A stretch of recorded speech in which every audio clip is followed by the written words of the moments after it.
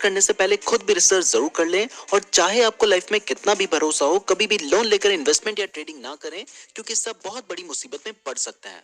चलिए दोस्तों अब उन सभी इंपॉर्टेंट कैंडलस्टिक पैटर्न्स को समझते हैं। सो दोस्तों इस वीडियो में हम जिन भी कैंडलस्टिक पैटर्न्स के बारे में बात करने जा रहे हैं उन सभी कैंडलस्टिक पैटर्न्स का नाम आपको भी स्क्रीन पे नजर आ रहा होगा। इसमें हमारा जो फर्स्ट नंबर का कैंडलस्टिक पैटर्न है उसका नाम है हैमर कैंडलस्टिक पैटर्न। तो दोस्तों हैमर यानी हथौड़ा, तो आपको नाम से ही पता चल रहा है कि इस पैटर्न में जो कैंडल बनती है वो हथौड़े जैसी दिखाई देती है। और अभी आपको स्क्रीन पे जो कैंडल नजर आ रही है वो भी आपको थोड़ी बहुत हथौड़े जैसी लग रही होगी। इसकी जो नीचे लंबी सी डंडी है इसको लोअर विक कहा जाता है और ऊपर छोटी सी जो डंडी निकली है इसको अपर विक कहा जाता है। अब मैं आपको चार ऐसी कंडीशंस बताऊंगा जिन कंडीशन से आप आइडेंटिफाई कर सकते हैं कि एक कैंडल हैमर कैंडल है या फिर नहीं। सो दोस्तों हैमर कैंडल को आइडेंटिफाई करने के लिए ये चार कंडीशंस होना बहुत ज्यादा जरूरी है। पहला, शेयर डाउन ट्रेंड में होना चाहिए, यानी कि शेयर की प्राइस गिर रही होनी चाहिए। अगर शेयर की प्राइस बढ़ रही है तब हम इसे हैमर सिग्नल कंसीडर नहीं करेंगे। दूसरा, एक कैंडल को हैमर कैंडल बनने के लिए उसकी जो अपर विक है वो या तो नहीं होनी चाहिए या बहुत छोटी होनी चाहिए और जो लोअर विक है वो बहुत लंबी होनी चाहिए। उसकी बॉडी का जो साइज है उसके डबल से भी लंबी होनी चाहिए। तो अभी आपको स्क्रीन पे जो कैंडल नजर आ रही है इसकी जो अपर विक है वो बहुत छोटी है और जो लोअर विक है वो बहुत लंबी है, इसलिए ये एक हैमर कैंडल है। तीसरा, हैमर कैंडल ग्रीन भी हो सकती है और रेड भी हो सकती है, लेकिन अगर कैंडल ग्रीन है तो वो ज्यादा पॉजिटिव मानी जाती है, बट अगर रेड कैंडल भी है तो उसे भी हम हैमर ही कंसीडर करेंगे। और फोर्थ कंडीशन है कि हैमर कैंडल बनने के बाद जो उसकी नेक्स्ट कैंडल बनती है वो हैमर कैंडल से ऊपर बननी चाहिए, तभी हम उसे हैमर सिग्नल कंसीडर करेंगे। अगर वो उसके नीचे बनती है तो फिर हम उसे हैमर सिग्नल कंसीडर नहीं करेंगे। तो जैसे ये एक हैमर कैंडल है और इसके बाद जो नेक्स्ट कैंडल बनी है वो हैमर कैंडल के हाई में बनी है तो ये एक वैलिड सिग्नल है। अगर ये हैमर कैंडल के नीचे बनी होती तो आप इसे वैलिड सिग्नल कंसीडर नहीं कर सकते थे। तो दोस्तों अगर ये चारों कंडीशंस फुलफिल होती हैं तो इसका मतलब है कि यहाँ से मार्केट ट्रेंड चेंज कर सकता है। अभी तक शेयर की प्राइस नीचे गिर रही थी, यहाँ से ऊपर उठ सकती है, तो ये एक बुलिश सिग्नल है और आप यहाँ पर बाय कर सकते हैं। तो इसमें आपको जो एंट्री लेनी होगी वो आपको हैमर कैंडल के ऊपर लेनी होगी, यानी कि जो नेक्स्ट कैंडल बनी है उसमें जब वो हैमर कैंडल से ऊपर आएगी तब लेनी होगी। और आपका जो स्टॉप लॉस होगा वो हैमर कैंडल का जो लोएस्ट पॉइंट है वहां पर आपका स्टॉप लॉस होगा। हमने हैमर पैटर्न के ऊपर एक सेपरेट वीडियो बना रखी है, उस वीडियो का लिंक डिस्क्रिप्शन और आई बटन में दिया गया है, तो आप उस वीडियो को भी देख सकते हैं। ना दोस्तों हैमर कैंडलस्टिक पैटर्न बनने के बाद हमारा जो नेक्स्ट कैंडलस्टिक पैटर्न है वो है हैंगिंग मैन कैंडलस्टिक पैटर्न। ये पैटर्न दिखने में तो बिल्कुल हैमर जैसा ही दिखाई देता है, लेकिन ये बेयरिश सिग्नल देता है, यानी कि इस पैटर्न के बनने के बाद शेयर की प्राइस गिर सकती है।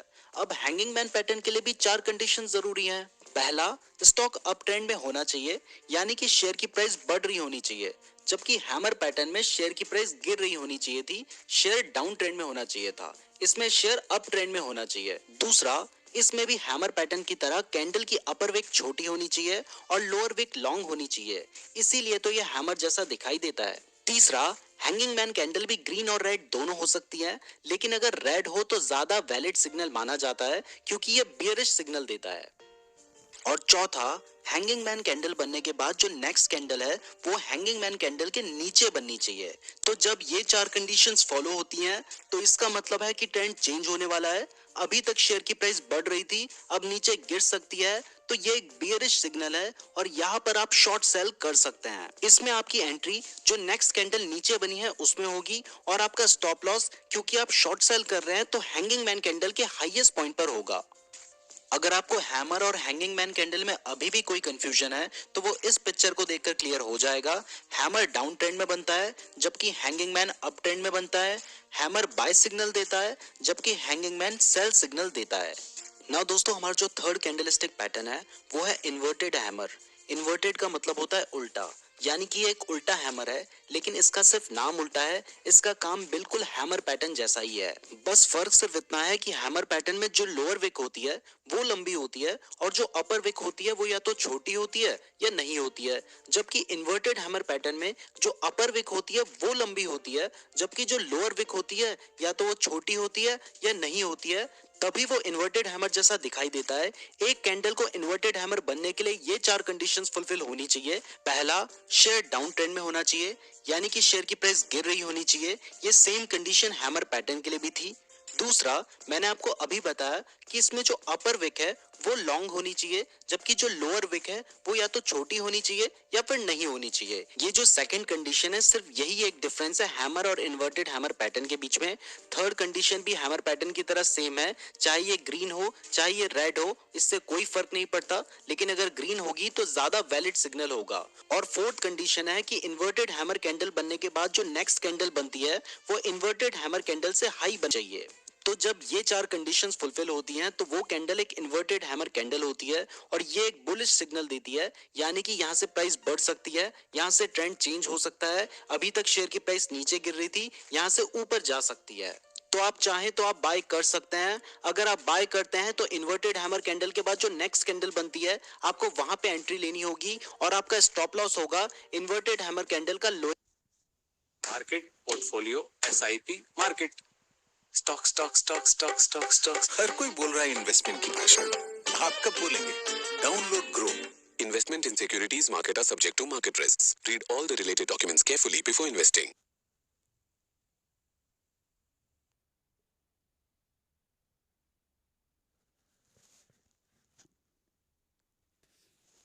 यहाँ से कोई भी एक गेम को चुन लो और उसको सिर्फ 1 मिनट तक खेलो। जी हाँ, सिर्फ और सिर्फ 1 मिनट। और इस पॉइंट ना दोस्तों, हमारी जो फोर्थ नंबर की कैंडल है इसका नाम है शूटिंग स्टार। ये दिखने में बिल्कुल इन्वर्टेड हैमर जैसी ही दिखाई देती है, बस फर्क सिर्फ इतना होता है कि ये अप ट्रेंड में बनती है और बियरिश सिग्नल देती है, जबकि इन्वर्टेड हैमर डाउन ट्रेंड में बनती है और बुलिश सिग्नल देती है। तो दोस्तों, शूटिंग स्टार के लिए भी चार कंडीशंस फुलफिल होना बहुत ज्यादा जरूरी है। पहला, स्टॉक अप ट्रेंड में होना चाहिए, यानी कि शेयर की प्राइस बढ़ रही होनी चाहिए, उसके बाद शूटिंग स्टार कैंडल बने। जबकि इन्वर्टेड हैमर में शेयर की प्राइस गिर रही होनी चाहिए थी और स्टॉक डाउन ट्रेंड में होना चाहिए था। दूसरा, शूटिंग स्टार में जो अपर विक है वो लॉन्ग होनी चाहिए और जो लोअर विक है वो शॉर्ट होनी चाहिए, बिल्कुल इन्वर्टेड हैमर की तरह। तीसरा, शूटिंग स्टार कैंडल ग्रीन भी हो सकती है, रेड भी हो सकती है, लेकिन अगर रेड हो तो ज्यादा वैलिड सिग्नल माना जाता है क्योंकि ये एक बियरिश सिग्नल दे रहा है। और चौथा, शूटिंग स्टार कैंडल बनने के बाद जो नेक्स्ट कैंडल बनती है वो शूटिंग स्टार कैंडल से नीचे बननी चाहिए, तभी हम कंफर्म हो सकते हैं कि इसके बाद शेयर की प्राइस नीचे गिर सकती है। तो दोस्तों, अगर ये चारों कंडीशन फुलफिल होती हैं तो आप शेयर को बेच सकते हैं या फिर शॉर्ट सेल कर सकते हैं, क्योंकि ये एक बियरिश सिग्नल देता है और इससे पता चलता है कि इसके बाद शेयर की प्राइस नीचे गिर सकती है। अगर आप शॉर्ट सेल करते हैं तो शूटिंग स्टार कैंडल के बाद जो नेक्स्ट कैंडल बनेगी आपने वहां पे एंट्री लेनी होगी और आपका स्टॉप लॉस होगा शूटिंग स्टार कैंडल का जो हाईएस्ट पॉइंट है वहां पर। नाउ दोस्तों, हमारा जो फिफ्थ कैंडलस्टिक पैटर्न है वो है बुलिश एनगल्फिंग। इसके नाम से ही पता चल रहा है कि ये बुलिश सिग्नल देती है।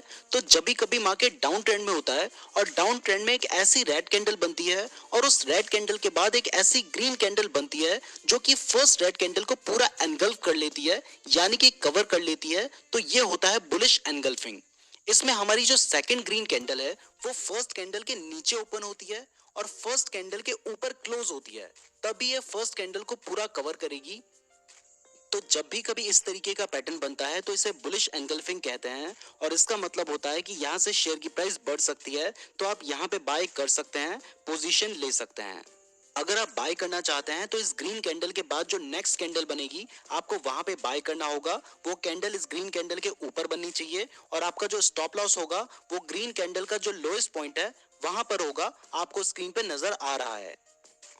ना दोस्तों, हमारा जो सिक्स कैंडलस्टिक पैटर्न है इसका नाम है बियरिश एनगल्फिंग।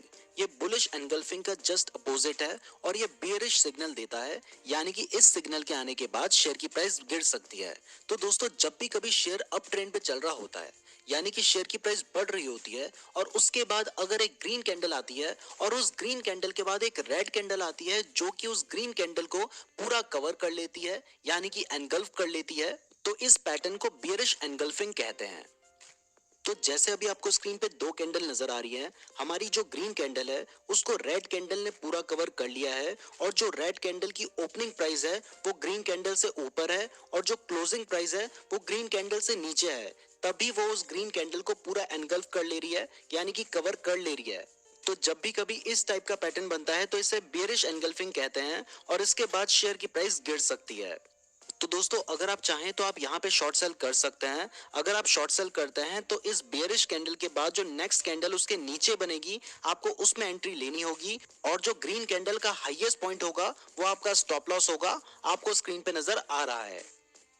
तो दोस्तों ये थे वो 6 कैंडलस्टिक पैटर्न्स जिनका यूज करके आप पता कर सकते हैं कि शेयर की प्राइस ऊपर जाएगी या नीचे। इसके अलावा भी बहुत सारे कैंडलस्टिक पैटर्न्स हैं जैसे कि piercing line, dark cloud cover, bullish harami, bearish harami, morning star, evening star, bullish kicker, bearish kicker, gravestone doji, dragonfly doji, long leg doji, doji star और भी बहुत सारे कैंडलस्टिक पैटर्न्स हैं। अगर आप चाहते हैं हम उनके ऊपर भी वीडियो